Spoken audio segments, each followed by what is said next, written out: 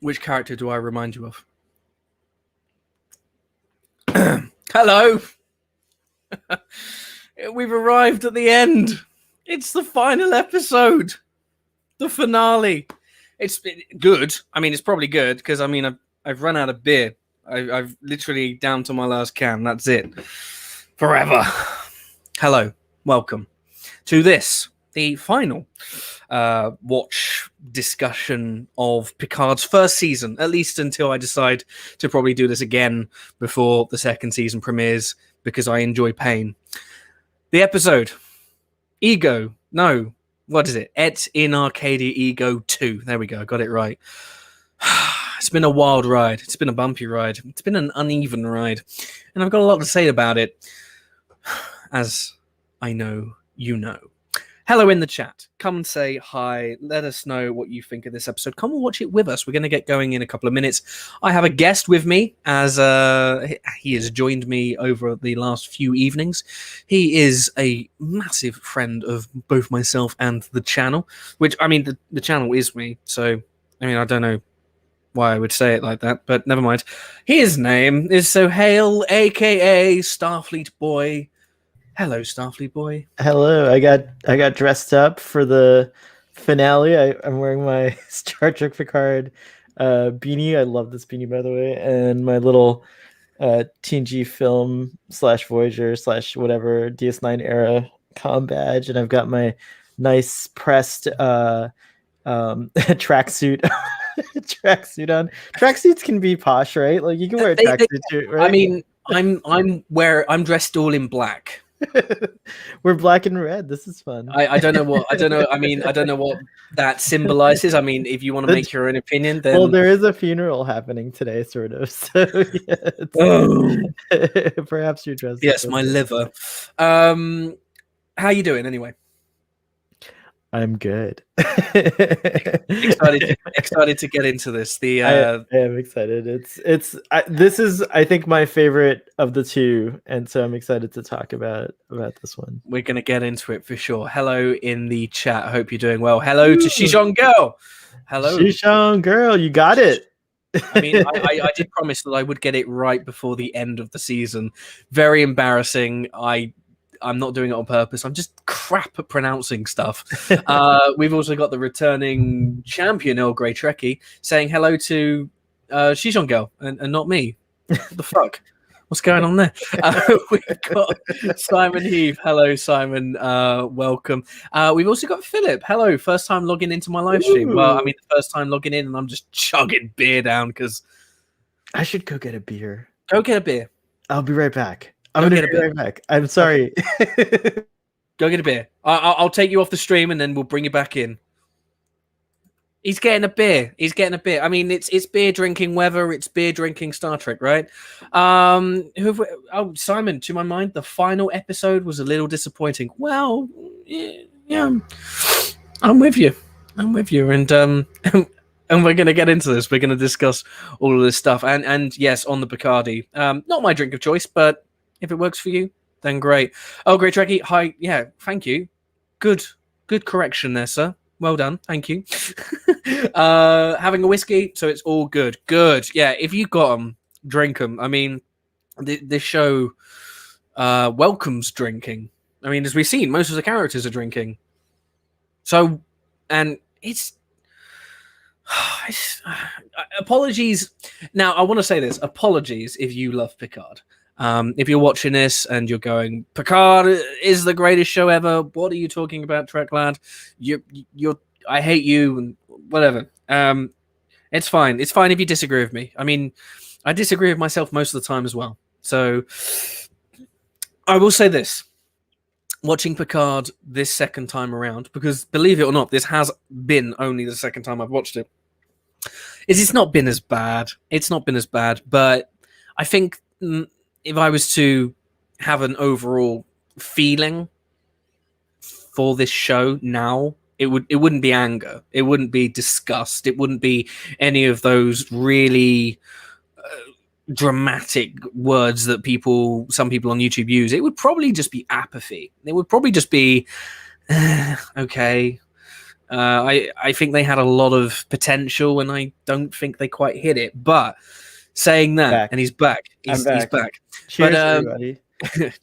Oh, what is that? That's like it's a Yingling, but I can't drink beers out of cans or bottles. So I have to pour it out into a glass. Oh, I'm sorry. This is the savage over here that's just drinking out of a can. To be fair, I do need to get myself like a Star Trek glass. I mean, I don't, when I go downstairs and sit with Trek Wife, I'm not going and just guzzling out of a can. I'm not that bad. It's a little easier for me to do it. I'm going to get a Star Trek glass. If someone can point me in the direction of a Star Trek glass. I'll send you a link. Yeah, it's cool. I've got a Star Wars glass, but I could imagine if I'm sitting here ragging on Picard drinking out of a Star Wars glass, I'd probably lose what little credibility I have left. Right. Well, look, we've got drinks. We're going to get drunk. People in the chat are already drunk. That's great. We love to see it. Look, before we get into this, now you've said that this is your favorite of the two-parters. Yeah. And I remember, I think one of the first times I saw you on Twitter, you were talking about this episode and talking very candidly about what it meant to you emotionally and what it means to you. Now, this was a long time ago. All those months later, it's almost like 10 months since the show aired. Or it might even be a full year since the show premiered anyway. How do you feel about Picard's finale almost 1 year on? Yeah, I think I still feel the same. It's going to be interesting to rewatch this episode because I haven't seen it in a long, not a long while, but in a bit.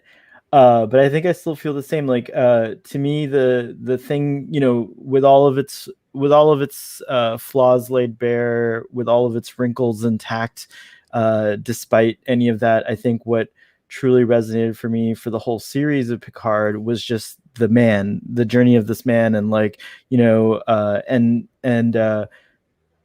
and also personally, I never felt completely satisfied with how Nemesis left things with Data and like everyone else. And so it was very satisfying to see Brent Spiner kind of give a more, from an acting perspective, like a more like, glorious, not glorious, I should say, but like just, it was a cool moment to see Brent Spiner end this character once and for all. Because he, like Spock, Brent Spiner, like Leonard Nimoy, Brent Spiner is kind of Data. Like, like he could write a novel.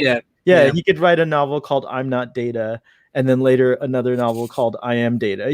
And people would understand that. And I think he's such a talented and gifted performer, and he's capable of so much more. But ironically, the thing that he's very like beloved for is the portrayal of an android, a robot. You know what I mean? He's like beloved, this character. And so just seeing him go out like in that flash moment in Nemesis, while impactful, wasn't what I wanted for this character, and this was what I wanted for this character. So that's where it's very special to me, is like in that conclusion. Yeah, and we've discussed it on a couple of occasions at length. My thoughts and feelings with regards to Nemesis's treatment of Data. We are very different in our opinions of it. I will say that given the fact that we do love to chatterbox through the episodes, I would love to give the Picard Data sequence at the end of this episode a nice kind of. I'd like to give it my real attention to see if there was anything I was missing in it. I do remember the first time I watched it, well, the only other time I've watched it since, I remember being quite cold about it. But so I want to see how time has affected me, and how listening to the opinions of yourself and other members in the community, not necessarily changing my opinion, but maybe enhancing my opinion is probably the better term to use. So let's get into this. If you've got I'm super down to just watch that scene with you and just it's very cool. Yeah, absolutely. Right. Well, I'm assuming you've got the episode queued up, ready to go.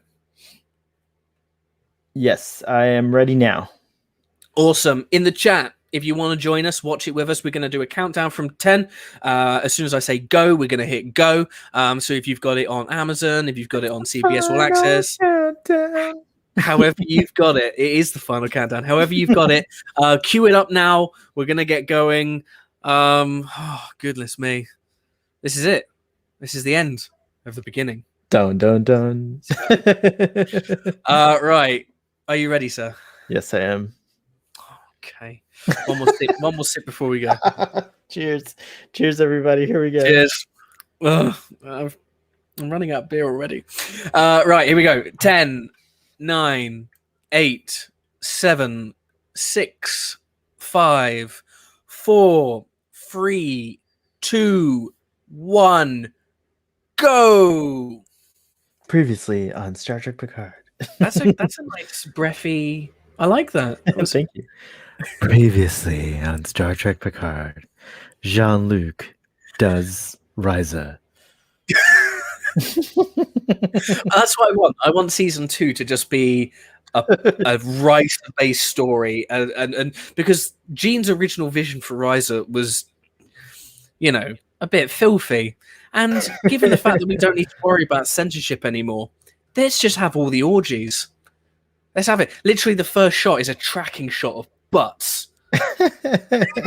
This is Alex Kurtzman did say that Star Trek Picard is Star Trek's first adult television show in his presentation to the Paramount investors call. So yeah, I have thoughts on that, by the way, which I'm sure you do. Which we'll get into, but yeah, I want the tracking butt shot as we head into Risa. I mean, you can even do it like Fight Club style. So Fight Club starts with like cells and chemicals and sinuses, all that kind of stuff, and it quickly reveals to be a gun. You could do that. You see like a quark, the inner workings of the body, and then it pans out, and it's like someone's sweaty back, and he's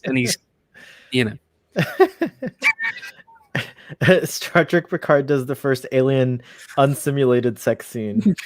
Yeah, they're not acting. They're not acting. It's real. And it's a real alien too. This is what I signed up for all those years ago. By the way, have you seen Blunt Talk at all? Yeah, I didn't like it. Really? Man, I love Blunt Talk. I thought it was it had moments. But it felt to me, I mean, Patrick Stewart he's hilarious in American Dad. I don't know if he still does that. Oh, I haven't seen that yet. That's right. You told me about that. He's got amazing, comedic timing. He's fantastic. Blunt Talk seemed to me like it was trying a bit too hard. And some of its raunch came across as really like trying to push it intentionally. Kind of like this. Oh, interesting that you would say that. I'm not throwing out any more Patrick Stewart past show references to you. I know. This Borg cube, these effects and all that stuff, like just a landed Borg cube and all that stuff was really cool to see. I wanted to mention that, but you see it more in this episode. It's neat. We don't get a full, being that this is the adult show or whatever, we don't get a full Star Trek sci-fi experience. It has to be dark and gritty and all that stuff. I guess that's what adult TV is. But it would have been nice to have effects like this in TNG. It would have been really cool to see stuff realized in this detail. Yeah. I keep looking at this Borg cube, Sahel, and it's so different to any Borg stuff that we've ever seen. That made sense to me only from the sense that we haven't seen the Borg in 20 some odd years as far as like continuity is concerned, and they're allowed to advance just as much as anyone else is. And the more species they would assimilate, I would imagine like one day they may decide cube architecture is no longer the most efficient. They might change to like pyramidical. Oh man, I can't say it. You know what I mean? Like, so I was okay with that. I personally liked the updated Borg aesthetic. But correct me if I'm wrong, but this cube became a derelict and was cut off from the collective around about the same time as the flashbacks, right? Or is that I don't think it's clear. I don't think it's made clear when, but you might be right. But if that's the case, then I would say that like the only other explanation I could say is that like maybe Borg cubes can still evolve even when they're cut off from the collective, and that could be a possibility. But I would say that it's probably a later era Borg cube. Yeah. Like That Narissa line, have you fucked any of them yet? It's just like, Yeah. oh, come on. Yeah, I know. Stop it. I mean, you can headcanon some of this. You could say the Borg were potentially. I mean, I like the they've assimilated some new tech. I said that a few nights ago. Entirely possible. I love this shot as well. I love that butterfly changing color. Yeah, very cool. The story in a nutshell, really. And you can headcanon it by saying that, I mean, it could have been a prototypical Borg. It could have been prototypical Borg tech. It could have just been a cube that had an isolated cube that had assimilated certain technology. So you can, I mean, it's sci-fi at the end of the day. You can explain some of this stuff away, can't you? Yeah, no, for sure. I mean, like, that's like we're probably most adept at, you know, like Star Trek people like invest massive amounts of time in Star Trek, end up, you know, getting the world well enough that you can make up stuff that makes things make sense. Like, it's like, I feel like we do that well. We could have hour-long discussions of just, why did they say that? Why did they do it this way? It makes us nuts. We're nerds. It's what we like to do. That's what we like to do. Drink beer and talk about minutia. That line bothered me as well. Something Soji said is like, you organics. It's like, you thought you were organic like 2 days ago. It's a sudden change of the character's viewpoint. I guess they're hoping that Narek's betrayal was enough to be convincing that Soji would turn this way. I thought she would be less swayable a character, because I thought that, again, it kind of diminishes the impact of Nepenthe a little, where I thought that Counselor Troy did get through to her. So yeah, I did feel like I was a little frustrated at Soji's character for that. Do you feel like some of it could have been potentially, like, that could have been explained by maybe what's her name? Sutra could have, because they are synthetics at the end of the day. I mean, there could have been some reprogramming. There could have been, you know, we already know that Sutra is capable of mind-to-mind transference. We could have seen something like that where Sutra mind melds with Soji, and then that would have been the catalyst for me. My viewpoint is completely changed. Now my motivation's changed. I accept who I am, and it would have also been fitting because Lore does that to Data, right? Doesn't he like convince Data in that two-parter with Hugh? You know, with the second two-parter in Descent, that he's able to control Data through some sort of field or like whatever that he keeps in his nail, you know, in his thumb or whatever, absolutely, right? Absolutely. And so it's very like Sutra definitely gave me the Lore vibe, so it wouldn't be out of. I would say that like despite there being like, you know, that would have been cool actually. I would have liked it if Sutra was even more devious and was using like things like that to do it. But I also think that like just again, I wish it were on screen more, but like she seems like a very convincing person. She seems like the leader of these people, and so I would have liked to have seen her petition more for it. It was it didn't feel like what she did was like convincing enough, or like they should have had more scenes where maybe she's just conferring with the synths and like leaving the humans out of it or something like that. There could have been some, you know, the addition of small but poignant scenes that are implying that she's being radicalized by, or not, maybe not even radicalized, but just coming along to the ideology, coming along to understanding and accepting what she is. It's interesting. Philip Brightmore says that there were a lot. I didn't remember this. If I knew this, I didn't remember it. But that there were a lot of reshoots towards the end, and so that may have been part of why it was disjointed. I kind of vaguely remember that. But yeah, I feel like there is evidence in the final work that yes, the show perhaps switched directions or decided to change things up. Maybe even, if I'm not mistaken, it might be that Brent Spiner might have been a late addition to the cast or something like that. So it's possible that might have had something to do with it. But I do think it does, like, yeah, it doesn't deliver maybe as well as I would have liked, but I think what we got and like the thoughts that it sparks to me were good enough.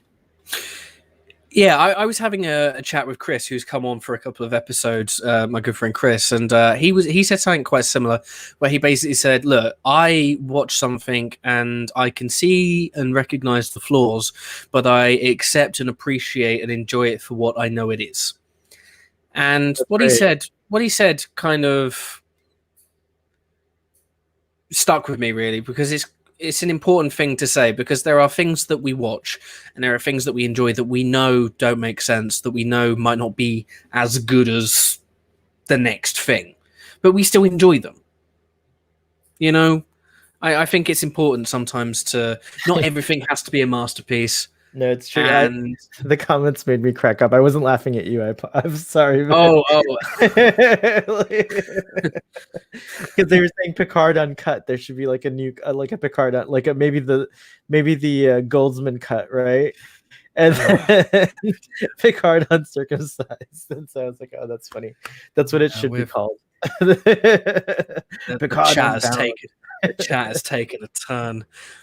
I think I had a problem with the sonic screwdriver in the beginning, being in Star Trek Picard. I think that was like one of my critiques of this episode, but I've since come to actually appreciate it more, because on Text Trek we've had a couple of discussions, and I think it was Brian on there who just was really good at explaining like how the tech could work, and I really like that, you know. So I'm able to forgive it. I still don't think the show does a great job.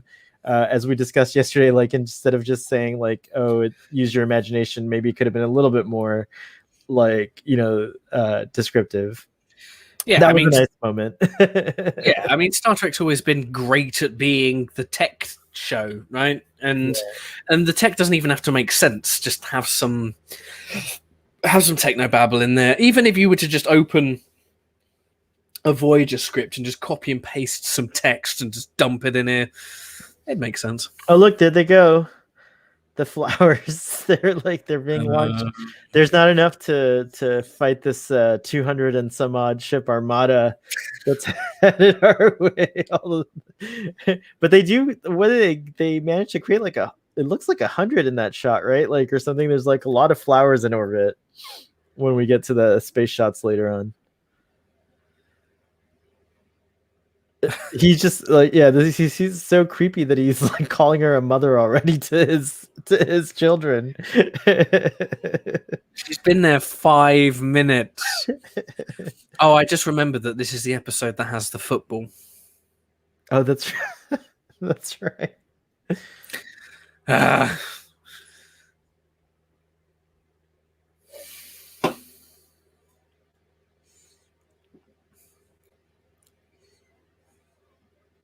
So we now know that the Sirena has photon torpedoes.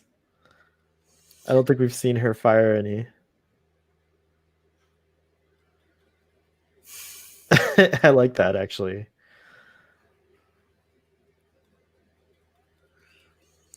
Oh, there's that universe again instead of just the galaxy. He's trying to save the whole universe.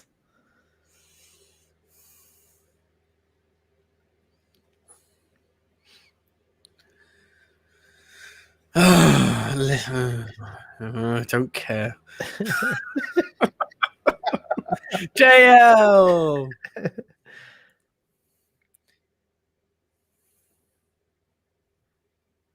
Yeah, it's interesting because the transmitter looks like it is the same programmable matter that you see in Discovery.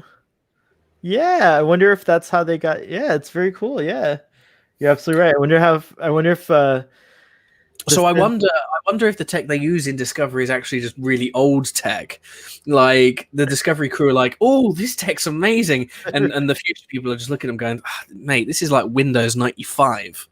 I was disappointed that we got no real mention of synthetics or synths in Discovery. I guess they want to save what happens to them for Picard completely. Like they don't want to mention them and stuff like that. Yeah. Why is did Elnor see Narek on the I think cube? he was tracking him, yeah. Okay. every now and he's like Legolas, right? Like he must be able to like sense. I'm just kind of wondering if he's just there's a Romulan there. I'm going to try and stab him.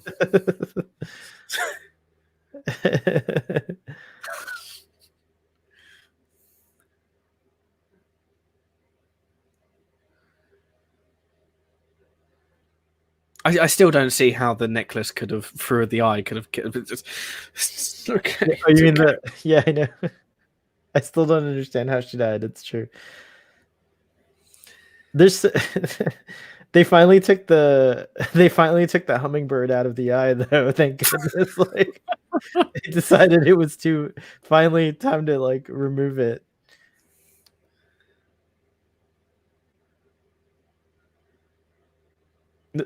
Oh, is she gonna? Yeah, she she's does. pulling the other eye out. Oh, this showing its fucking eye stuff. I know. For God's sake. It's like there is a lot of eye violence. So much eye stuff.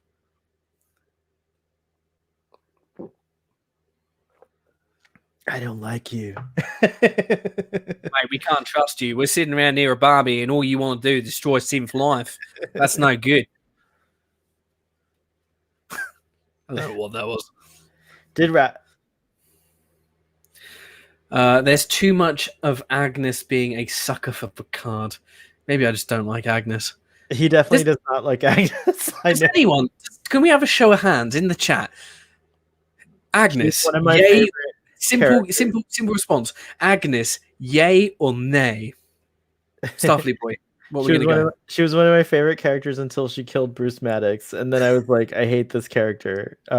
She had a lot of promise. I thought she was she was really she was like kind of like the science-y one, you know what I mean? So I really liked her, and they had a good setup with her and Picard at the beginning. But yeah, her being infiltrated and all that I didn't like that for the character. I'm not saying it didn't work. I just didn't like it. It's one of the things that I don't mind second time round is that I think they sufficiently explain why she was doing what she had to do. I feel like the trauma didn't linger long enough. It didn't seem to me like she was really having that much of a problem. And also, go ahead. Sorry. No, go on. I do think that like there is a clear case now that I've rewatched it with you that she is under the influence of Commodore O and that she's not quite her right self and everything like that. So I do think they'll exonerate her. Like at the trial, the evidence will exonerate her. And so I think that's probably Picard's attitude towards her is twofold. One, he needs her. He needs someone. He needs like a brainiac on the team, right, to get whatever he knows. Like he doesn't necessarily know what's going to happen, but he knows the right mix of people will get him through and increase the chances of getting through the situation alive. So the reason why he doesn't just cast judgment on her and throw her out the airlock is because he kind of needs her. And two, I think he also realizes that there's more to this than meets the eye. And off camera, I'm sure she told him about Commodore, or she might have done that on camera or whatever, right? And like the mind meld. And it's not hard to put that together. Picard, who has experienced mind melds for himself and knows very well like how they can work and how they can both be, insightful, but also intrusive and also influential, would then use that as evidence to exonerate her from her fate. So I think it's all right. I mean, I don't think we're going to get a... I don't think we're going to see Agnes's trial. No, I don't think so either. I think the show will move on or want to move on. Did Narek's hair just go from like really gross to like just wonderful in one shot? I mean, that could be indicative of the reshoots that were mentioned. Yeah, no, I know, because his hair looked really nice in that flashback. Now it looks a little more combed and stuff. Harry Treadaway is such a beautiful human being. I really like looking at him. He's a good looking fellow. I mean, probably a little bit on the skinny side for me. I don't mind that. And yeah, it really bothers me the complete lack of finality that we do get with Narek's character as well. But yeah. He's a victim of something. Like something got cut out on that story. Something, yeah. Hey, he's got pretty nice guns in that shot just there. He doesn't look so skinny. Oh, I guess maybe. I'm pleased to know that in the future football is still a thing, though. Like, the problem. Oh no, eyeball, no.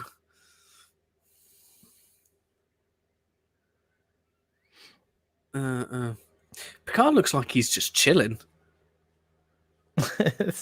Sorry, Starfleet Boy disagreed. Narek is really skanky. Yeah, he's chilling. Actually, he's like an old man, like we've been saying. Like he's got to take naps throughout the day. Like, have you know? My dad takes many naps throughout the day. I'll just say this. Like... To be fair, like if you're going to get stuck in a little prison cell, you're going to get arrested. You're going to be incarcerated. The views. Oh, I know. Oh, yeah. Those Southern California canyon views are choice. I have to say. Thank you for the very, very quick reminder that the golem exists for anybody that has a 4-second memory, like myself. Did you see how dirty that was? There's that music again, by the way. Yeah, it's true. Narek held her down, and then Sutra comes and stabs her in the eye. By the way, it's very slow, unlike programmable matter, which is very fast. So I guess like the advancement in the 32nd century is that programmable matter is more instantaneously forming, right? Prototypical programmable matter. Wow, that's quite a mouthful. Well done. Oh, really? Phillips says that the production team admitted forgetting Narek. How do you that baffles me? If that's true, that really baffles me. Like, how do you just forget a character on a $1 million millions of dollar production guy? Yeah. What about me? Nah, he's done. He's done. Leave. See, I love that delivery. That whenever he uses the voice, you know what I'm talking about, right? Like the commanding voice. It's like he still does it so good. I want to know how much time has passed, because he can barely walk like 5 foot without getting winded, right? And like the next scene, they've gone from the compound to the ship. How much time has passed? Unless they transported, but they had to transport it. I just don't know how they could have known the ship would be repaired. Oh no, they didn't even meet up with Raffi, did they? No. Wait, I'm trying to remember. They did. I think we were talking too much when we missed the scene. I think they all met up together, like, and they got this. Yeah, I think so. I'm guessing they beamed over. I'm gonna just like give them that. Just a lot of off-screen stuff. This was cool. I have to admit, him fumbling around and like being satisfied that he could drive it reminded me of Nemesis when he wanted to drive the. It kind of annoys me that the ship just takes off immediately. I would have liked to have seen it like smack into some rocks or something. And he's like, "It's been a while. I'm sorry. All right." I think that's one thing that this show didn't do very well, is inject some humor into it. Yeah, I know we get the appropriately sinister kind of shit, right? But you could have had like, come on, man. It's been 20 years since I was piloting a ship. Cut me some slack. Yeah, I would have liked to have laughed a bit more instead of just laughing at some of the crap. I'm sorry. Okay, so this is also something. I mean, I know we're stalling for time, but like, what is she building? Like, what is she programming into this thing? Like, it seems like really like so. And then if they are like, made from Data, doesn't Data have hyperspeed where he goes really fast and does things, right? Like, oh, I know, these guys don't have that. Like, I thought Dodge had it. Like when she was dialing her mom in like episode 1, she was doing some stuff really quickly, right? Yeah. So like, it is funny to me that they don't. Do you know why they don't have super speed? I know. Convenience, right? Plot convenience, right? I know. It also bothers me as well, because when the football scene happens, she's out. She's gone. There she goes. Sutra's done. Oh, see ya. R.I.P. The football scene. You're gonna say what bothered you about it? Oh, here it comes. By the way, they take the androids out so easily. Like, yes, it's true. They have super power. They're supposed to be with bend metal and stuff, right? Like there's. Like I would imagine. This. Yeah, it's true. Like, do you remember in I can't remember which episode it is, but the Klingon trying to go for Data, and it's just like, no, it wasn't going to happen. Shishan Girl, we don't get any explanations for why some synths are gold, but I just imagine they at some point can decide what their identity is, just like we humans seem to be able to getting closer to being able to decide what our external identity is to better represent our internal one. And I also imagine that you could potentially have legacy simps in there as well. Yeah. We're seeing the progression from the early F models to Daj and Soji. Well, F models, it's true. Oh, here it is. Is this the last time we see him? I think so. Yeah, we don't even see him run off, I don't think. Wait, how does she catch that? How does that... She now she has her super strength, but it's convenient. Like they don't seem... She's like super strong. She catches it midair. It's like going super fast, and then she tosses it into the air, and it's like... I like these Borg readouts. They're pretty cool. This was satisfying. I might not have done it this way, but it was actually satisfying. It was predictable too. I knew she would go out like this or something like it. But it was good to give Seven another killing moment, right? No, no, not at all. And also when she's like, "This is for Hugh," we had like no reason to, like.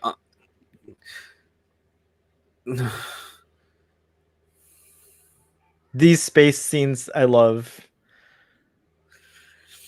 The space scene stuff is good. I mean, that's pretty impressive. Look at that Romulan armada. It's pretty crazy looking. This could have been a Nemesis. Like, instead of the Narada, imagine a fleet of ships showing up at Earth with the Thalaron radiation, right? Like, that might have been an interesting thing. What I do like about that Romulan fleet arrive scene is that it doesn't... There are a couple of variances of ship. I don't know how you could see those ships from the atmosphere, from the ground as well. It's just... That's something else that we got in Discovery. I'm like, no. But there seem to be some different variations of ship in the fleet. Whereas when the Federation fleet turn up, it is just the same ship. Apparently, and I studied this, and a couple of people on Twitter, there are about 4 variations, but yeah, they all look, they may as well just be the same ship. They all look very, very similar. I was a little upset about that scene because I really think it would have made more sense to have a bunch of legacy ships, as we call them now, I guess, from the film era.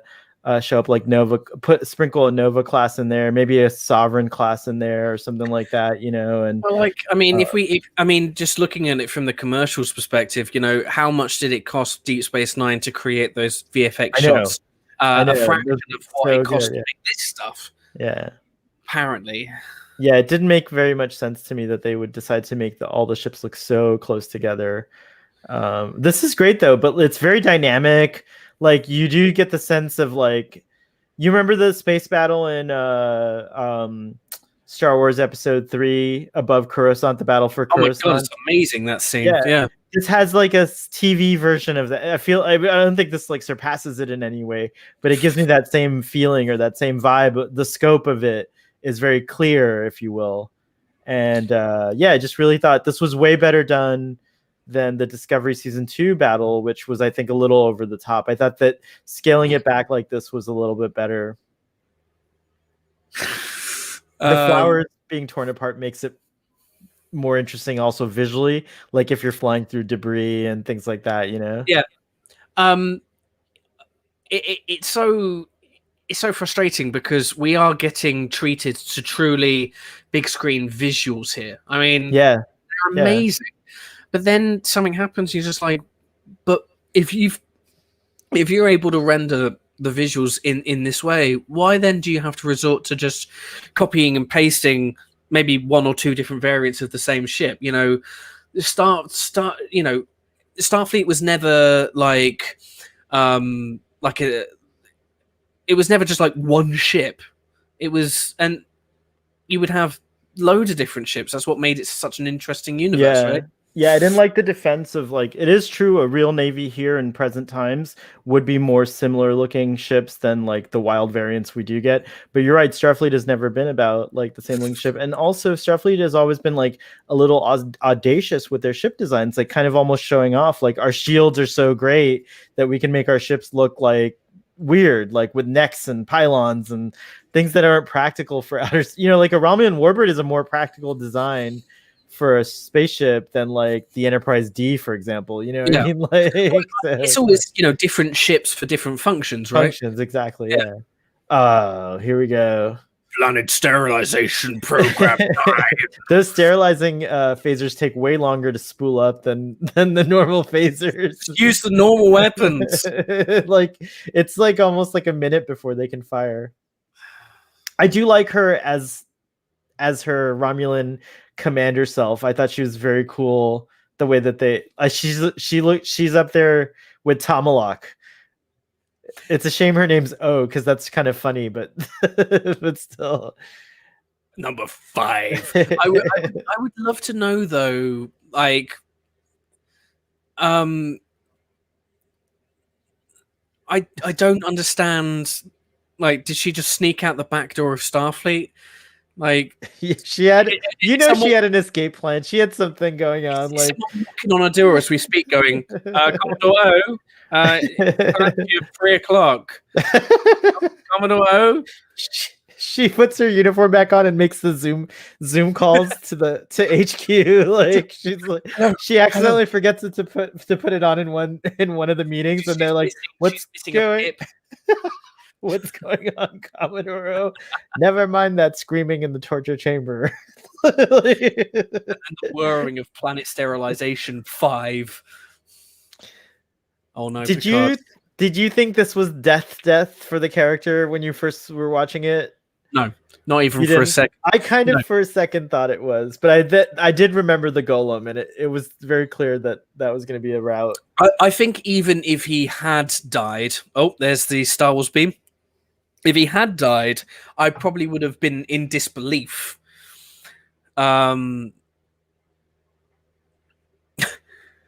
Just fire. Just it's like a here it fire. Is. The copy paste fleet, the famous copy paste fleet. Here it is. Ah! But you have to admit, so like the cool thing is that can be revised one day. That's the nice thing about digital, is that someone who really cares about that can go in. I'm going to take over. Oh, here we go. I love this.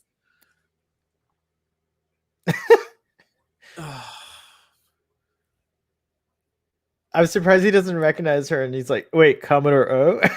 Yeah, it's just like he wouldn't have known unless he was knocking on her door, going, "Hey, can I be re-enlisted, please? There's a note on the table. I've gone off to join the."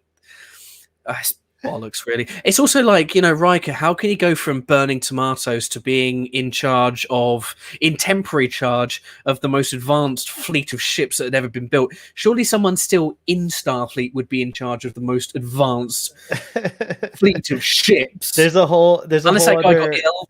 Unless that person was supposed to be Commodore O. It makes more sense that I think it was mentioned in the chat, that it would have been the Admiral Fuckoff. There we go.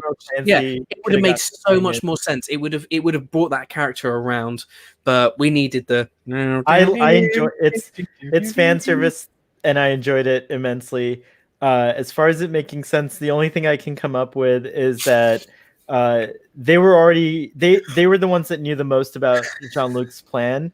So Riker probably, right after Jean-Luc left, Riker probably also contacted Clancy, and when Clancy, but I'd just give him the Farragut or something, and the big fleet. No, he should have had the Titan. There's no reason why the Titan shouldn't still be in service, and why he shouldn't have gotten the Titan out here.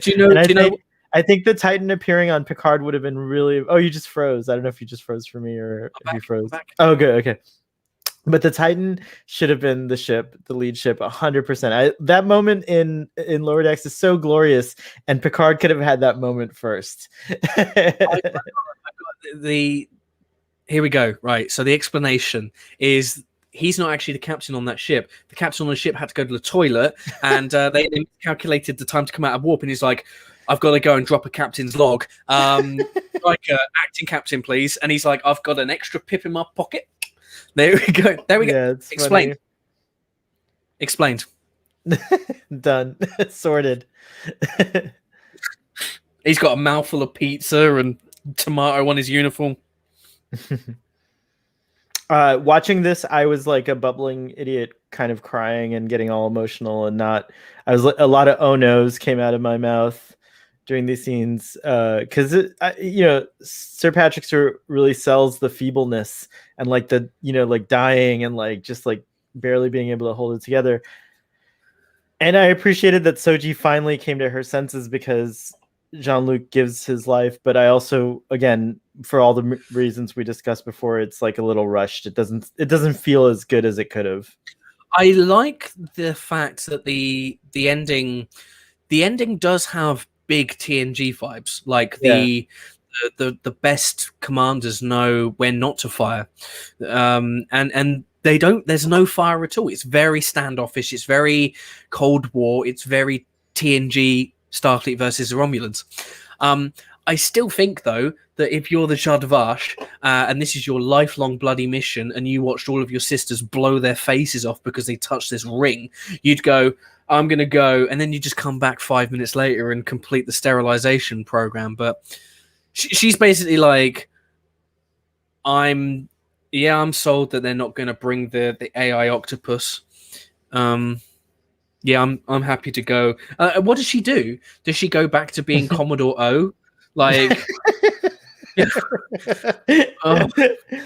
Well, also for a secret organization, she's been infiltrated. It is a little stretch that she's able to both infiltrate Starfleet, and apparently she's a Romulan commander of like a huge fleet as well. So she must rank high, and she must be like higher than a Centurion on the Romulan side. She must be like an admiral or a grand admiral or something like that. By the way, I do want to say that I love the fact that she turned the machine off by just grunting and hitting it. I think that's very that's Picard in a nutshell. Grunt and hit it.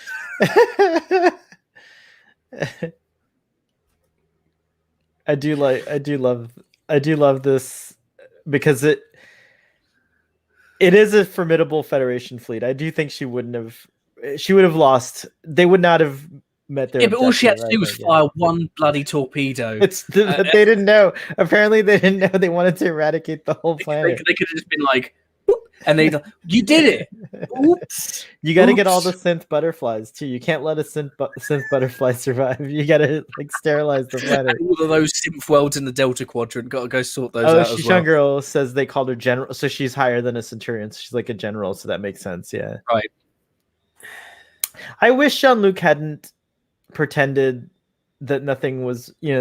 Like I wish Riker could have been there at the moment of death too. If you're going to bring Riker back and go to all that trouble for him to come back at the ending, it would have been nice for him to like be there at the end as well. But it's okay. I also like the way it turned out.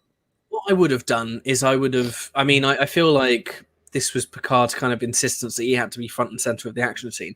I would have had Rios on the La Sirena, and I would have had Picard on the planet trying to reason with Soji to stop her.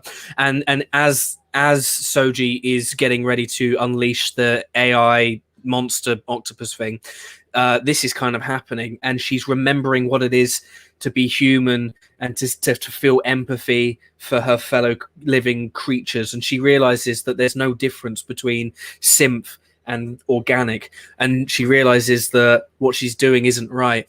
She's motivated by the suffering that Picard is going through, and that his sacrifice is what is required to change her mind and stop this catastrophe from happening.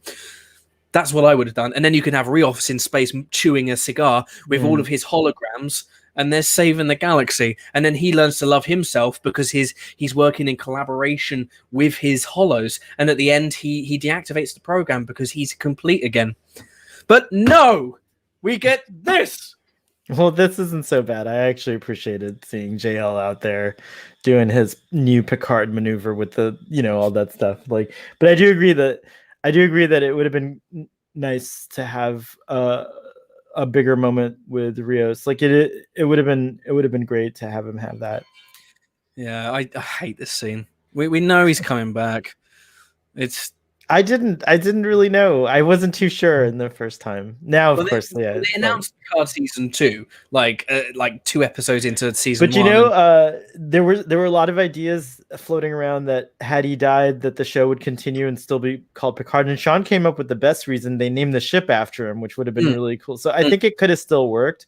But yeah, it was more like intentionally forgetting that it's not likely that he's gonna die. It just kind of reminds me of the very poignant, heartfelt scene in Into Darkness right before Spock goes God, because they bring him back the next scene, and it undercuts all of this wonderful eye moisture. Commercial break. I hate that they still put commercial breaks in like places for commercial breaks. We'll be back after these messages. All so state car insurance.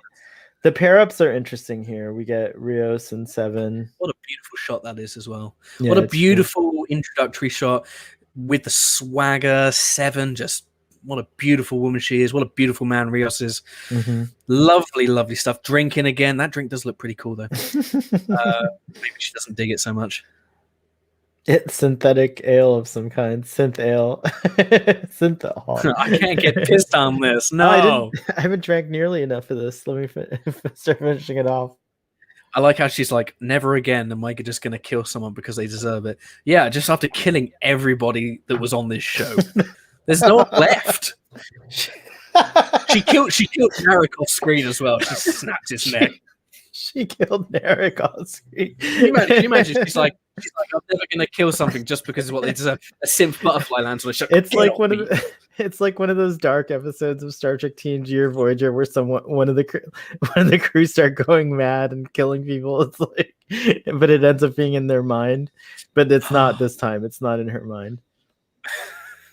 I really like the idea that we get to the end of like an alternative for this show is that you get to the end and Rios is like computer deactivate program, and it's just the coolest horror novel ever. And he's about to go and meet with he's on the Ibn Majid and he's about to meet Beautiful Flower, and then it turns out to be the character from his holodeck program, and that'd be like a real Twilight Zone moment. He'd be like, shit. Cut to black. That's it.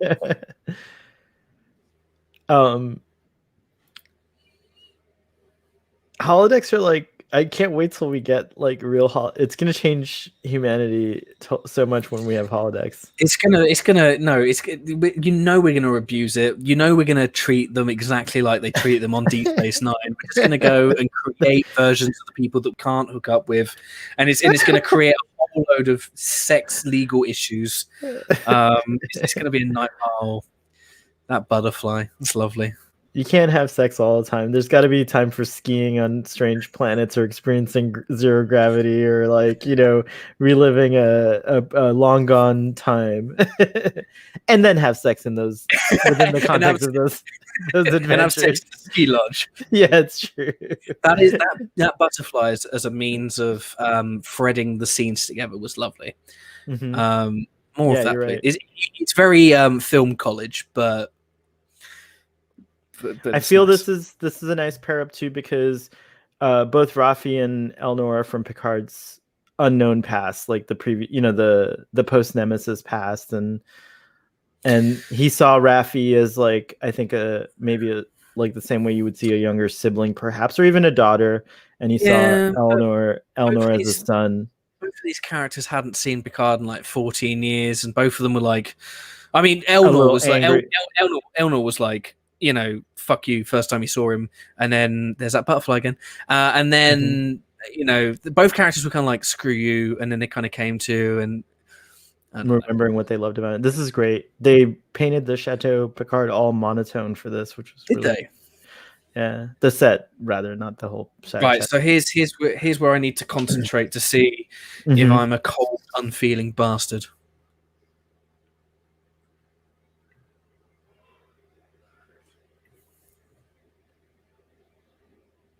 Brent looks great in the uniform. I don't care what anyone says. I think it's great to see him in the uniform. Yeah. I don't know how I feel about the uniform. It looks cosplay.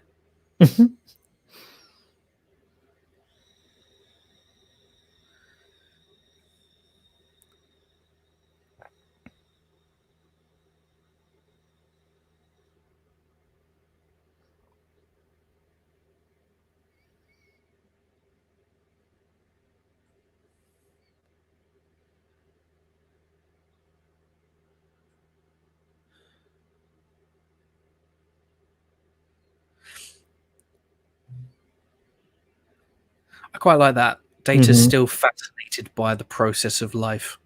Mhm.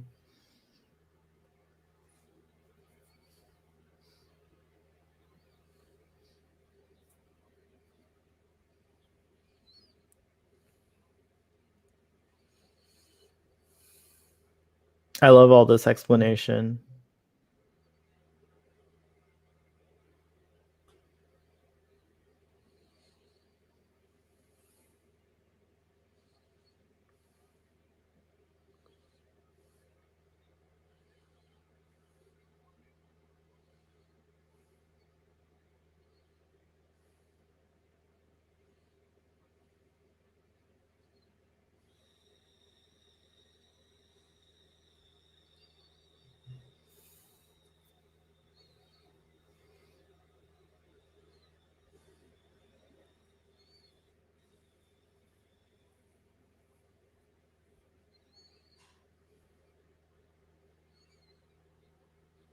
Oh, the eyes are getting watery.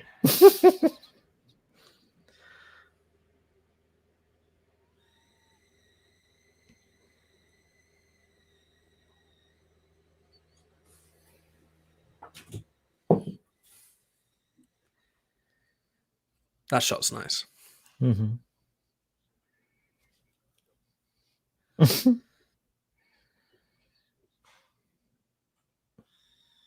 Ugh. Cyborg soon. Cyboxing.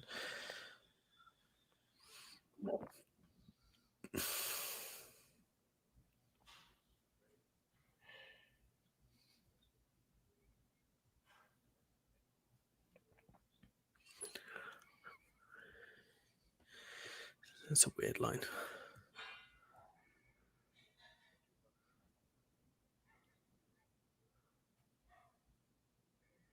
He still doesn't say it.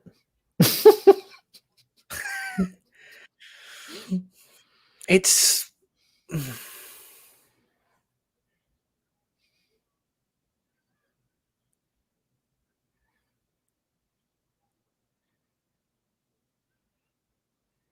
This poor simulation's been suffering this whole time. And finally he has to like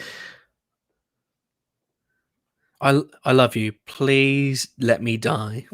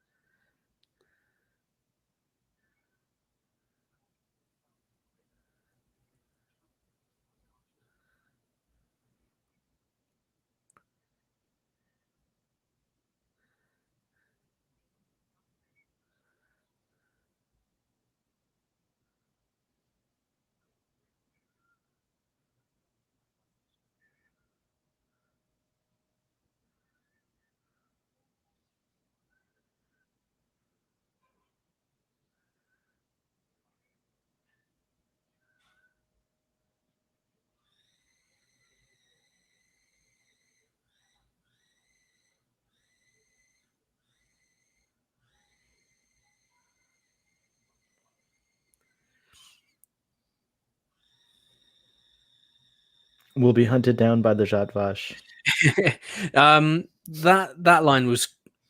That line's nice. Mm-hmm. It's quite profound, but it's poetic, and yeah, it has meaning.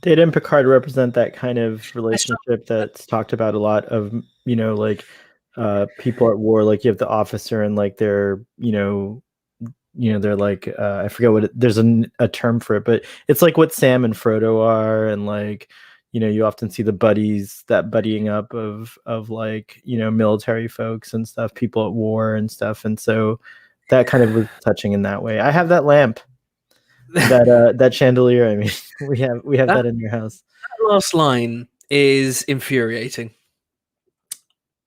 We experienced these 10 episodes with Picard really pushing this idea that he loved Data, and that their relationship was more than just a captain and his subordinate.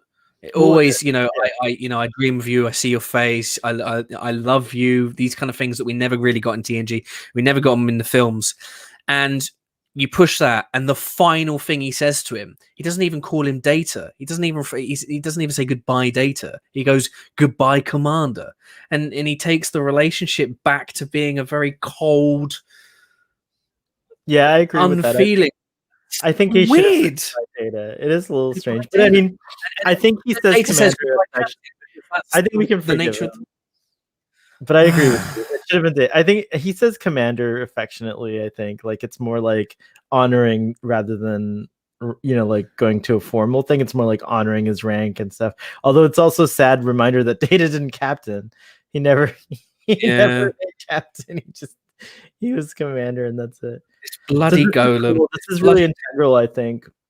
This bloody golem is soon sitting there, and there should have been at least one like kind of eyeball from him going, "You have what I wanted. You have my future. You have my life, and you stole it from me." And he sat there drinking breakfast juice, looking at what he could have been, and he's now what? He says, all he says is, "My gain is your loss." Let's see what he says, though. He doesn't even say anything.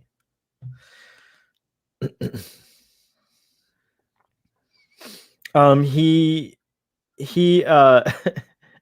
in season 2, his eyes are gonna turn red randomly, and he's gonna get taken over. Low battery. He's gonna be taken over by Control, like instead, like Ariam was. Yeah, Philip says it's camaraderie. Thank you. That was the word I was trying to think of. By the way, that's Issa Briones singing on this song in this episode. And honestly, if I can say something, okay, and it's going to drive people mad who love Picard, her finest contribution to the show. What's with that? She's a much better singer than she is an actress. Oh, she's really? a fantastic singer. Fantastic. I like her. I was all for Captain Soji of the Next Enterprise. I fell in love. I thought she was a cool character, or the performer did a good job bringing this character to life. I liked Daj better, though. I her twin. I liked that character more than I liked Soji. Even until the end, I was kind of like, "Oh, it should have been Daj." I feel like she's. I mean, she's an actor. She's got credentials.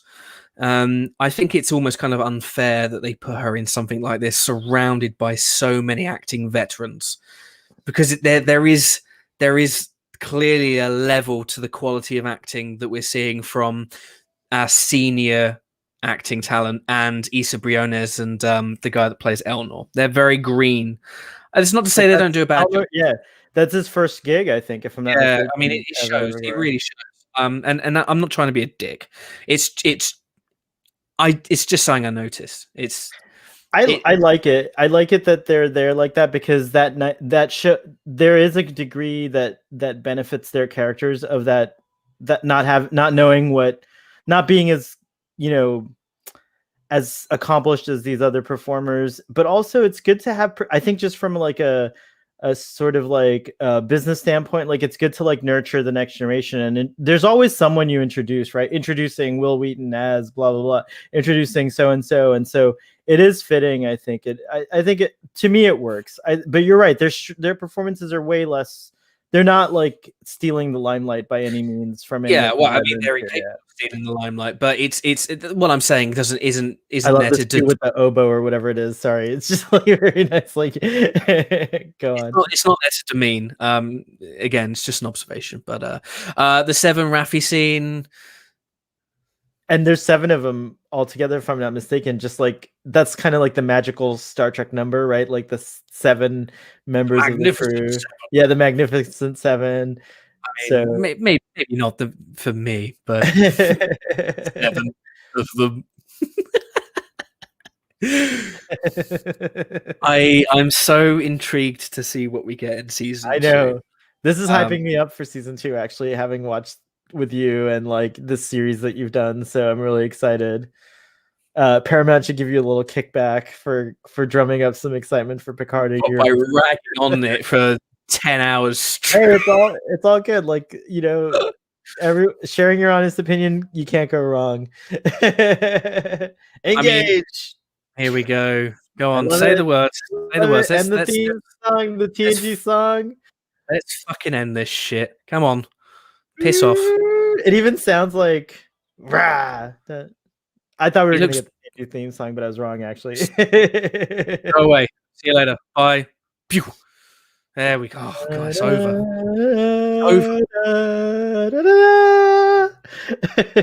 That was really fun. I'm so honored to have been on the finale stream, and everyone in the audience. The comments were so great. Like the participation was really cool in the audience. Oh, what just happened? Did Treklad just died?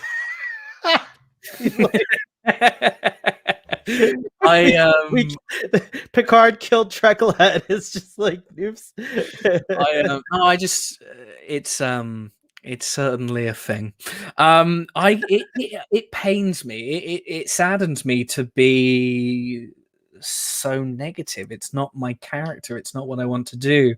I think you're being critical. It's different. Negative, which is the fact that you even gave it a chance and you wanted to come and see it again, and that you went on this journey and like really like I think you've been sharing a lot of like raw in the moment thoughts, as we all have been, like it's a thing.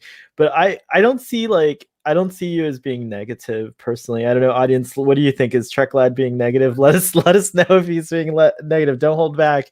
I just see you as being critically. I may say that perhaps in my view, because I do think that there are things, some criticisms that maybe down the road as time goes by, you'll forgive the show and like let go of some of those criticisms. Oh yeah, I think some of it comes with maturity for sure, and time and some season 2 can influence season 1, because yes. I have to say I really enjoy watching season 1 of Discovery more now because of season 2 and season 3. Like it colors the past a little bit and changes some things, and so season 2 could end up like fixing even being backwards compatible, as they say, and fixing even things that people had qualms with in season 1. Yeah, well, I think the thing is, and I appreciate your words. Thank you. You're someone that knows me at this point quite well, and I do feel like if somebody is tuning into these things without really knowing me, without the established kind of context and understanding what I'm trying to do and the kind of fan and person I am, that you could quite easily see this as being just nitpicking, hating, unconstructive.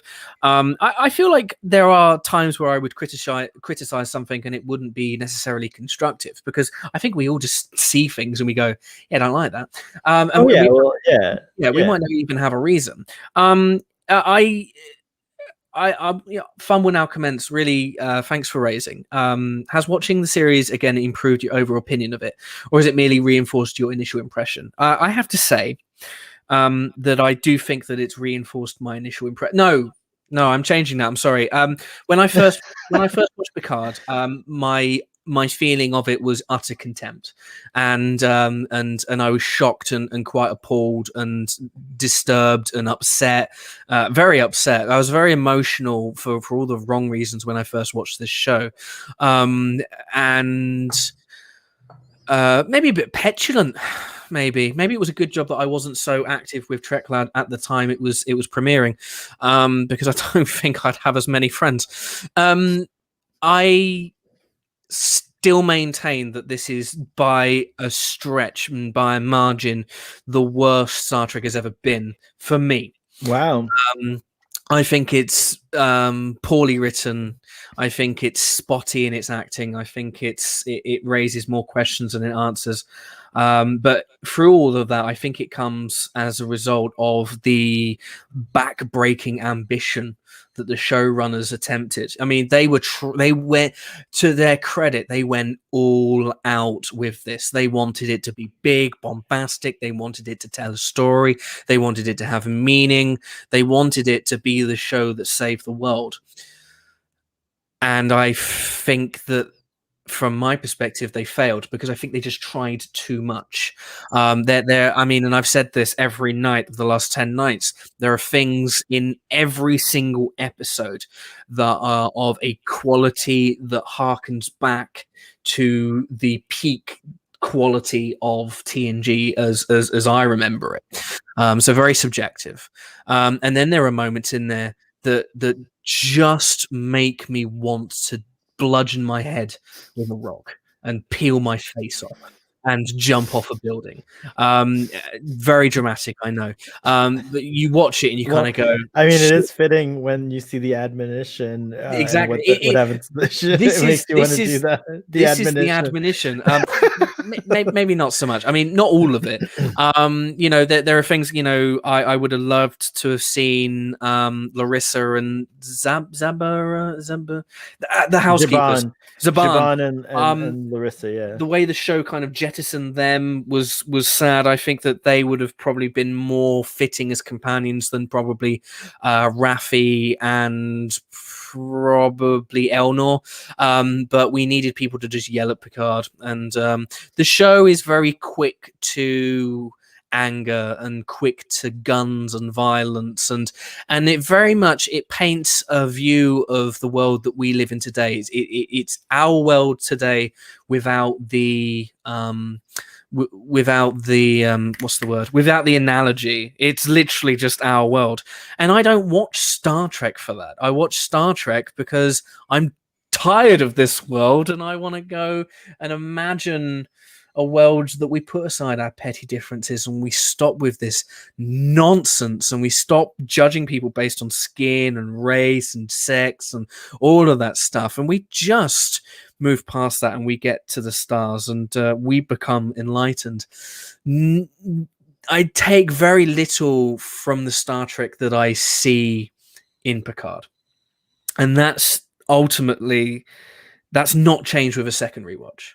However, I have enjoyed this rewatch because I've been watching it with people like you, Starfleet Boy, and with Sean, Trek on the Tube, and with Chris, and with Marcelo, and with all of the people that have joined us in the live chat. It's truly wonderful, and I have something that I want to talk to you about tomorrow, 9 p.m. GMT. I'm doing a live stream. It's the 000 live stream. Oh, I saw that. Yeah, I was going to ask you what that is. I'm not telling, so you're going to have to tune in. Zero. Very mysterious. But you know, it's this has been a really fun. Michael, I just want to say that what you said resonates with me a little bit too, because I also see Star Trek as more. I think for me personally, Star Trek does really well as an escapist sort of thing, or like an aspirational perhaps sort of show where you're like looking at how you're being given examples of like the best of, you know, what a person can be, so that you can perhaps, you know, see that and be inspired yourself to live a better life than perhaps what you're living. You know, no matter who we are, we can all do a little bit better and help more and be more, less selfish and more selfless, right? Like, and those are all things that Star Trek like really kind of like at its heart espouses and gives you. And so we still have that core in the new Star Treks, but they all tend to be these like large the shows were never operatic, the films were operatic, right? And like the shows were more like daily life, like day to day, get you through, day to day. There were 26 of them in a season, like, and it was like sometimes most of the stories weren't the best of both worlds, right? Like there wasn't a space battle at the end, and there wasn't like, high drama. Most of the stories were just like, like encountering like, strange new worlds and new civilizations, for lack of a better word. So it was a little disappointing when we got Discovery, and I didn't really sense that. I was less disappointed. I think Discovery absorbed most of that disappointment for me. So by the time we got Picard, I didn't even expect it to be anything but this kind of new form of storytelling, relating, especially since Patrick Stewart alluded to it, that it would be more relating to current events and things like that. Yeah, it's interesting that just to jump in quickly though is they said that it was going to relate to a lot of current events, and I think a lot of people took from it that it would be very much set in current real world politics. Patrick Stewart himself was very very loud about the fact that it would explore the wrong side of Brexit, and I never got any of that in this show. You get a little hint of it in the episode on Vashti. I think you get a little hint of it there and stuff like that, but it's definitely not the central theme, I don't think, of the show. Yeah, I do think you do get them, like the Mars stuff reminds me of like a little bit of like stuff that's going on in the United States, perhaps, but it's not a direct hit. You know what I mean? Like it's very like, it's not like what I expected, more direct hits from that, and we didn't get that either. So I do think that like I am eagerly like I'm anticipating that show to come back at some point. I think we're gonna get it with Strange New Worlds. I think we'll see. But I actually like, I think there was a great opportunity to, as much as I love Picard and Discovery, I think that I think that the next show, hopefully that comes out, could be set on a and I, for selfish reasons, I want it to be the Enterprise. I just think Star Trek, the Enterprise, and just do a solid all ages show that doesn't that doesn't need like excessive violence to like earn its chops, or like doesn't need like, that does tell a story about like what humanity could be in the future and delves more into that. And so I think it's coming. I just don't know if I think we have to ramp up to it, right? Like we have to. I think that like the studios are seeing all the feedback, even from people who love the shows. They all admit, oh, like there is a dark tinge to them that I'm not sure is something that I want to see in Star Trek. And so I think that's going to go away eventually. I hope, anyways. Yeah. I mean, I think it's the, we talk about it a lot. We talk about it a lot is the different flavors for different fans kind of idea of having Star Trek, appeal to a load of different people. And as we said at the beginning of this live stream that Kurtzman said that Picard is the first adult show in the Star Trek universe. Yeah, I think just putting a load of basic curse words and some violence, I don't think it makes it adult. I think that if you take, like the Drumhead, for example, is an adult. It's a piece of adult drama, and they don't curse once. Well, I think DS9 was the first adult Star Trek. If you want to really take it back, I think to me that felt like a more adult version of Star Trek, if you will. So yeah, but it was still a show that you could. It was still a show that you, as a child. I mean, I watched it when I was 4, and I mean they would tackle mature themes for sure. But perhaps not themes that you would understand as a 4-year-old viewer, but you would grow to understand those.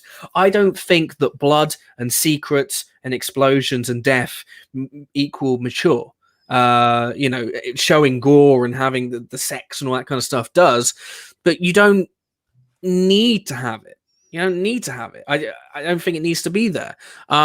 Picard as a show could be a mature show that tackles mature themes: Brexit, our political landscape, refugee crises.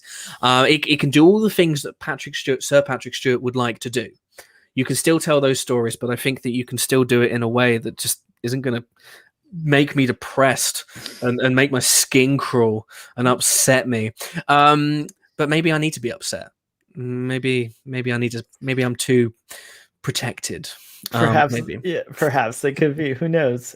Either way, I think that like season 2 is going to take into consideration, not like, I'm sure even the production is probably like, oh yeah, we went. I mean, someone said in the audience they've forgotten Eric. They like admitted to doing that. So like, again, I'm really hopeful. I'm really excited for season 2 being even better than season 1. Like, and maybe for you, it might be a changer in terms of how you view Picard, and you might end up enjoying the show as well. Hey, I just want to say, like, okay, I've gone out and I've told you exactly how I feel about Picard.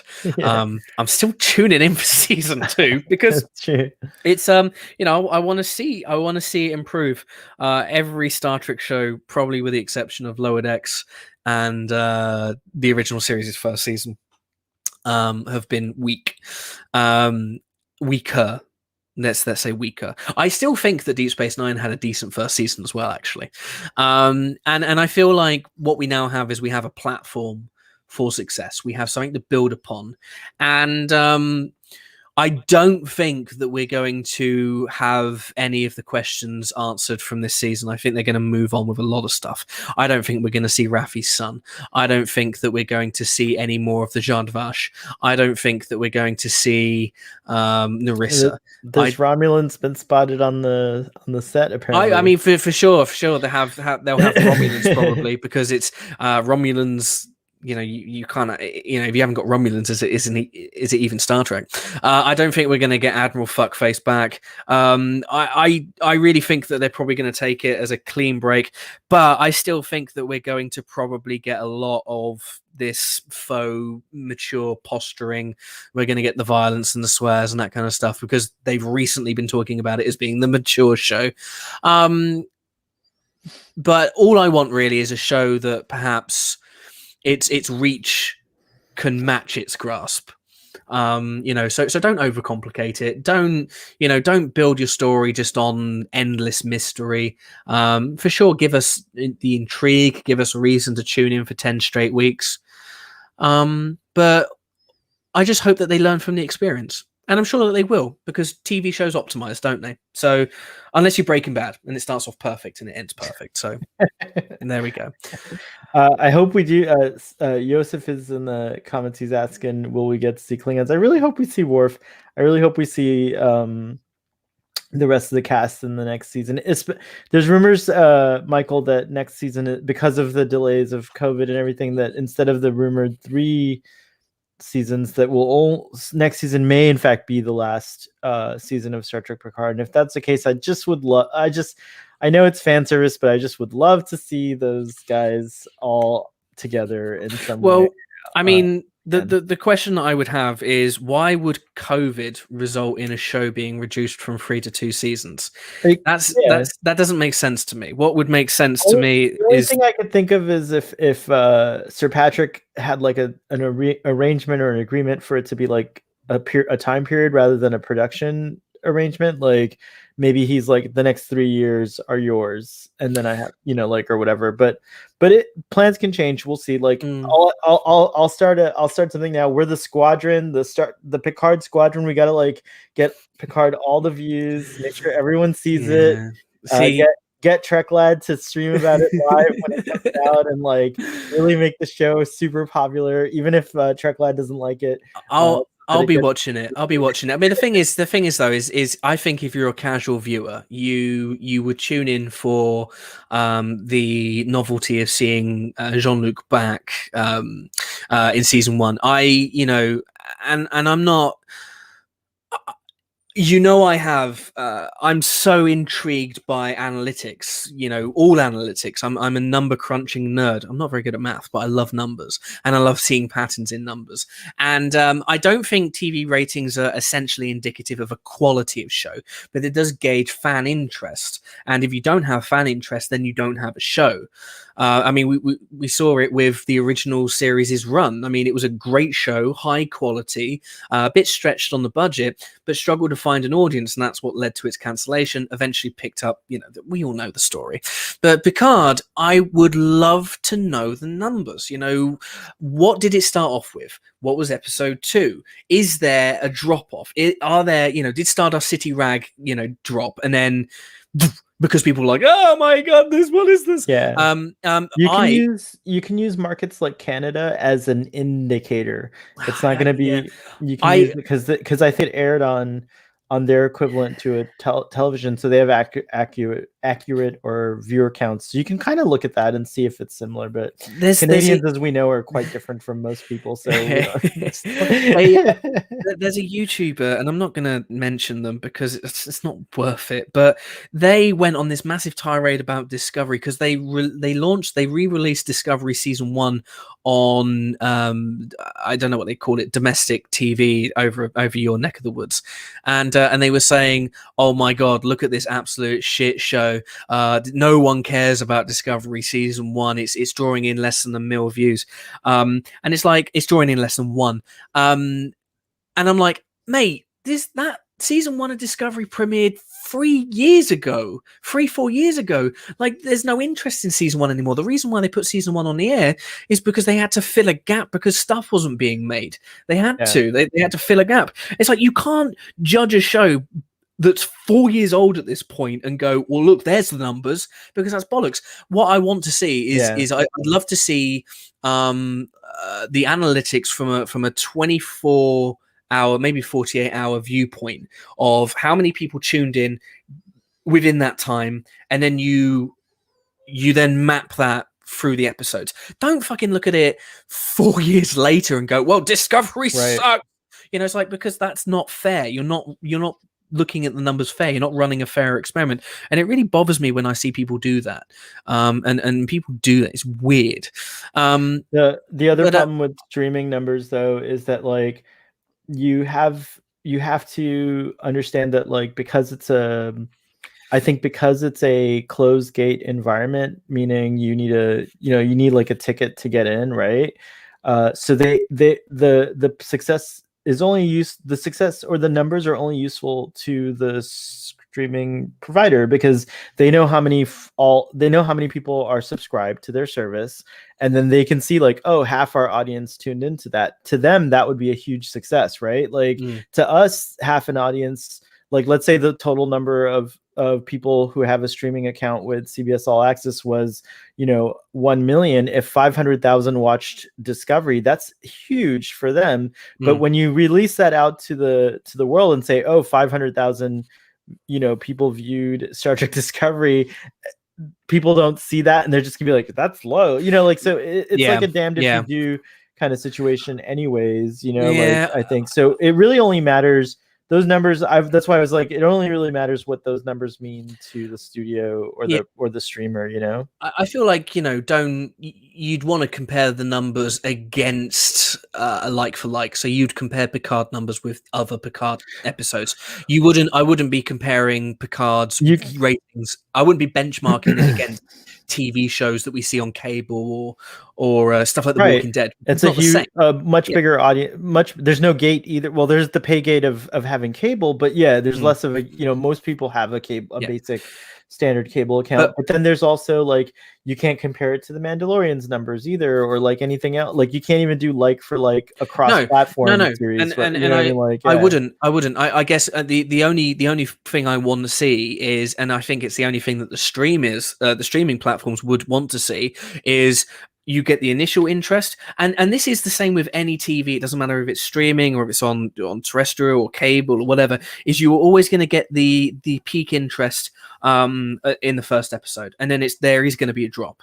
In some instances, you get a 50% drop between the first and the last episode of any season. Doesn't matter what it is, unless it's The Walking Dead or 24 or General Hospital or any shit like that. But I do feel like shows on Netflix and Amazon do get cancelled based on Amazon looking at the primary number, and they see a kind of, if they see this, that's fine. If they see this, then that's a problem potentially. And what they want to do, like any platform, is they want to keep people on the platform. They don't want to piss people off. They might go, all right, well, we're maintaining a solid subscriber base, but people just aren't watching that. I think would still be enough of a reason to potentially cancel it, to give people, to save their budget and give people more of what they are enjoying. And we've seen that with the rise of like murder mystery and true crime documentaries and stuff over the years. But from my own perspective, it would just be interesting. I think that if they would end Picard after 2 seasons, every company is probably going to put some spin on things, which unfortunately the YouTubers, the ones, are probably going to go, they've lied to us and they're spinning this. Of course they're going to spin it. All companies spin stuff silly, But if they said that Picard's ending after 2 seasons, it's probably because the show just isn't gaining enough traction. We're going to watch it. You're going to buy the beanies. I'm not going to buy the beanies, but you're going to, you're invested in this. We're all going to watch it together, but is it enough? Are there enough people who are the more casual viewers? Are they going to be watching it? And I, after what I've seen in season 1 of Picard, again, watching it a second time around, I don't know. If they can give us a second season, if we can see a marked improvement, great. Maybe that would even make a case for a potential season 3, but we'll just have to see how it looks. I will say that I do like the fact that we are getting a new showrunner, Michael Chabon. I think he's a good novelist. I don't think he has the credentials to give us high quality TV, unfortunately. He's doing another TV show. I mean, this was definitely out of his normal, what you would expect from Michael Chabon, but now I think he's doing a show. He's showrunner on a show that's based on one of his novels, and I have a feeling that's going to be more. Well, he'll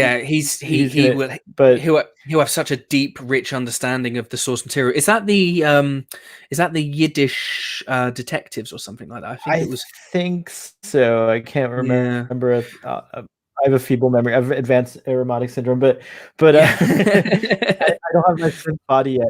But what I will say is that, I did think I'm a huge fan of Chabon separately, and I was very excited to hear about the marriage of him and Picard. And I do think that Picard could have. I like Chabon. I think that Akiva Goldsman is pretty interesting from what I've seen. I don't know any of his work outside of Star Trek. And Alex Kurtzman's kind of he's got his own, he's kind of, to me, he's part of that team that brought Star Trek into, Star Trek 2009. So I see him more affiliated with that kind of grand cinema type of thing. Mm-hmm. I think it would have benefited the show to bring in one more big gun on it, maybe Nicholas Meyer, or maybe someone from the TNG era, like a Ron Moore or a Brandon Braga, perhaps, and get them involved in this, because I think that's their native era of Star Trek. Those guys could have easily have been showrunners, you know what I mean? So I do think that the show would have benefited from just one more influence that was more native, if you will, to just to supervise, really, just to supervise, just to script spec, just to something, polish it, really. Assistant showrunner, perhaps, or something like that. And so I think Terry Matalas, who's doing the next season, is reported to be a huge fan of Star Trek, if I'm not mistaken, or something like that. But I just think that it'd be nice to bring a legacy producer or a legacy show person. I know Rick Berman can never come back to Star Trek, but just someone from that era, even Stephen Ira Bear could be an interesting addition to the new Star. I think Stephen Ira Bear could do amazing things with Discovery. Is it Ira Stephen? Ira Stephen Bear. I will say this though, I mean, and this is a popular thing amongst people on all sides of the fandom, is why are you making Star Trek without people like Ronald D. Moore and the person that's responsible for The Expanse, and Naren Shankar, right, and wonderful creatives like those people?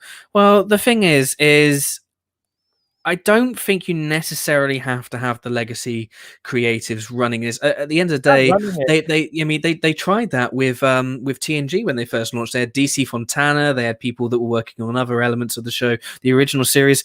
It wasn't working because it was too evocative and too similar of the original stuff. They bring in these up and coming, Brandon Braga, Naren Shankar was an intern that they brought in, Renee Echevarria, all these incredible writers that went on to do amazing things. Robert Hewitt Wolf, yeah. Yeah. But the thing is, and a lot of, and again, on the more hateful side of YouTube, they go, oh, they're only credits to the fucking Vampire Diaries.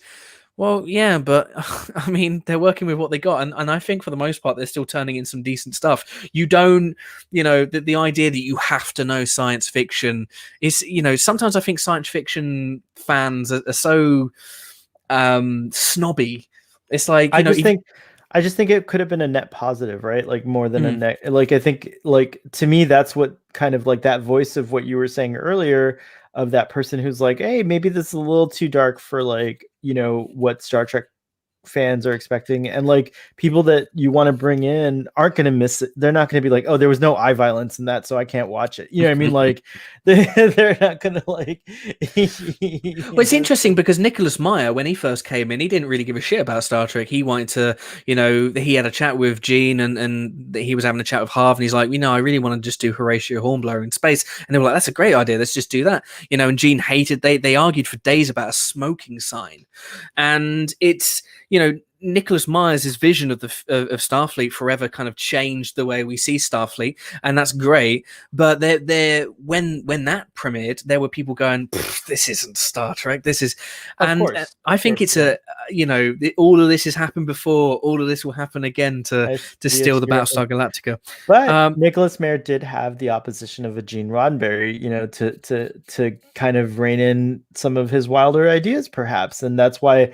Now it's beloved because there were enough people in the audience who wanted that. Like there were enough people in the audience who wanted Star Trek, but it wanted new things, but like there was a nice balance struck. And I think that's what, I mean, I'm coming from the position of I'm 100% an approving participant of Star Trek Picard and Star Trek Discovery and like I actually enjoy the shows as they are very much. But I will say if I had to like offer like where it could go better is just like infuse something, have that one person maybe being the person saying like, even if you decide not to like pay attention to that decision, and they may very well have that person on the production team. I just don't see them on the news or like whenever they show, they show it off like being a strong presence. It usually is just these other people. And so I never see like a familiar face, if you will. I think that's I think that's a really good idea because, like, throughout Star Trek history, the production of it anyway, you always hear these people kind of go, there's always this senior person on set that would go, we wouldn't do this in Star Trek. Yeah. And maybe that's what we kind of need. And I feel like Mike McMahon in Lower Decks was probably that. Yeah, we wouldn't do this. Yeah, I agree. Actually, I take it back. Yeah, he seemed to be like a very opinionated showrunner about like and he has a lot of cred. I mean, Mike McMahon's like an interesting person, an interesting like anomaly, I think, in this new era. I think. Cool. I put the idea out there, and I think it got pretty shot down. Is I would probably give Mike McMahon a crack at a live action because he clearly knows. I mean, even from his his TNG season 8, he knows. He doesn't want to do it. I think you're right. No, I thought about that a little more, and I think you're right. But he doesn't want to do it. But maybe he should be convinced. But I would bring in. I would bring in. Now that the Expanse is ending, I would bring in. I can't speak anymore. But Naren Shankar. I mean, he's not going to have a job anymore. So bring him in. Bring him in.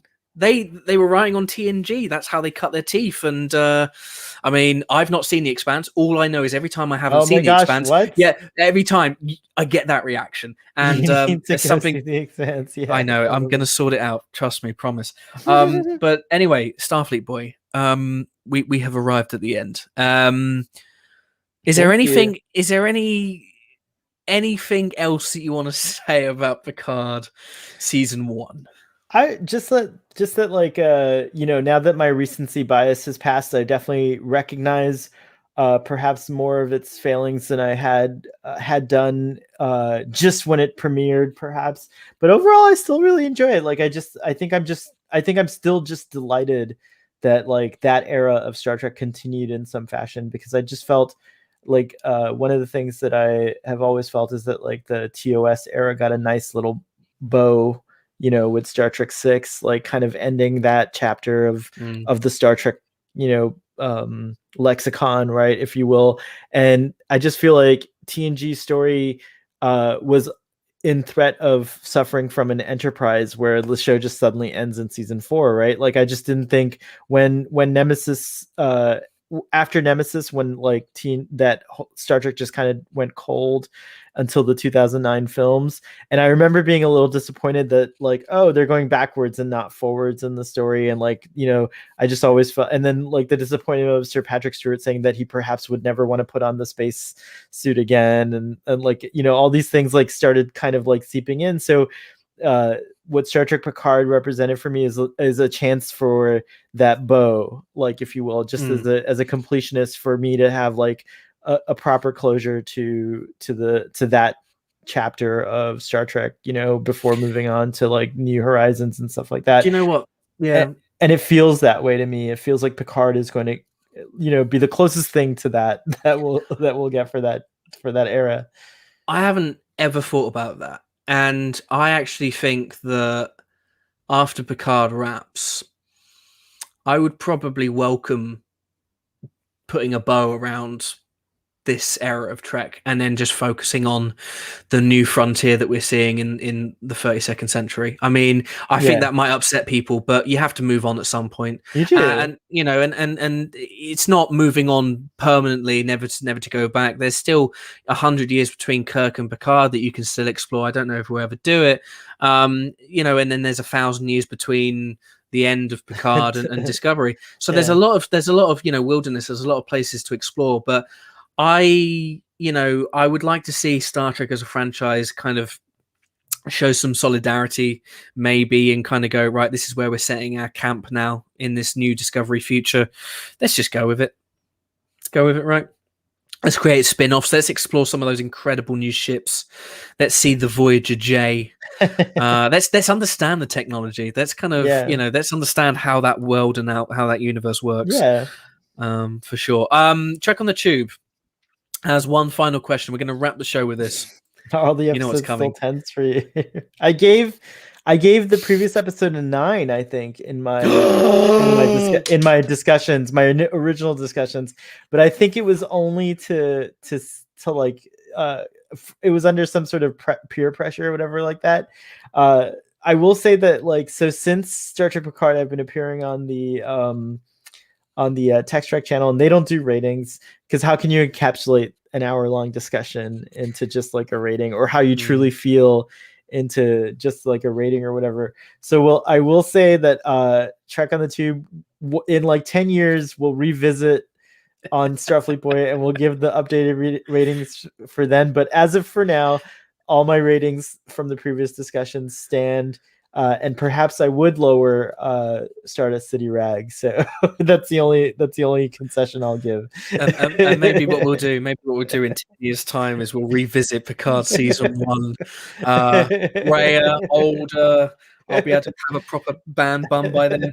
I'll have a million beers with me, and we'll rock it and we'll roll it. But Starfleet Boy, thank you so much for joining. What is your next? Because you do loads of casual discussions about Star Trek. That is your channel. What have you got coming up next? Yeah, so short of any new content, new Star Trek content, new Starfleet Boy content there is, but we're rewatching.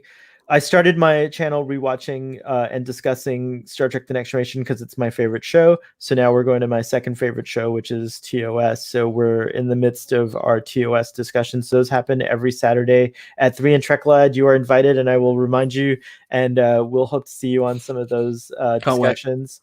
Excellent. And then every Friday, we do something called TQIF, which PJ from Boat Wreck Father from Tex Trek and myself will do a number of different like presentations starting early, and then we end with Starfleet Boy After Dark. So every Friday, like late night is what we call it. Sometimes it starts at like 10, sometimes at 11. It's a flexible start time show. so 11 p.m. Eastern. And Starfleet Boy After Dark's just about anything. Like this last Friday, we just talked about WandaVision and Superman and Lois, and it was a really fun discussion on there. So Trek on the Tube, you're also welcome to those. It's going to be like 4 a.m. for you, but if you're ever up late, or once the baby starts keeping you up, or so like by the way, will you still be Trek lad, or will you then become Trek dad?